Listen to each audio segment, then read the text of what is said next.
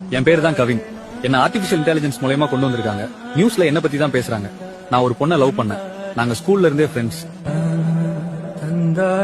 அப்புறமா 2 பேருமே லவ் பண்ணி கல்யாணம் பண்ண போற ஸ்டேஜ்ல எனக்கு இப்படி நடந்துருச்சு. காலேஜ்ல நான் கோல்டு மெடல் வாங்கியிருக்கேன். இப்போ டிசிஎஸ்ல வேலை பார்த்துட்டு வரேன். மாசம் 1 லட்சம் வர சம்பாதிங்க. லீவுக்கு ஊருக்கு வந்தேன். ஹலோ கவின், திருநெல்வேலி வா.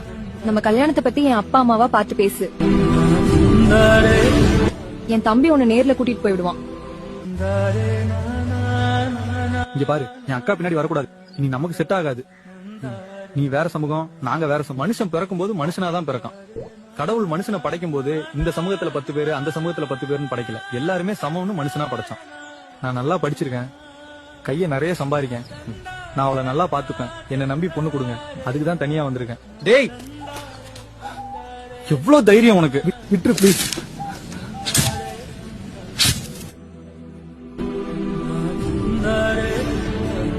வழக்கு தொடர்பாக பெண் டாக்டரிடம் மகளிர் போலீசார் நேற்று ரகசிய இடத்தில் வைத்து இன்வெஸ்டிகேஷன் நடத்தியதில் அவர்தான் கவினை காதலிக்கவில்லை என திட்டவட்டமாக தெரிவித்துள்ளார்.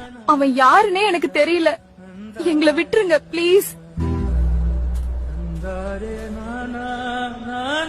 சுபாஷினி, யாராவது சொல்லி பிரஷர்னால சொல்றியா இல்ல நீயா சொல்றியா தெரியல. இருந்தாலும் பரவாயில்ல.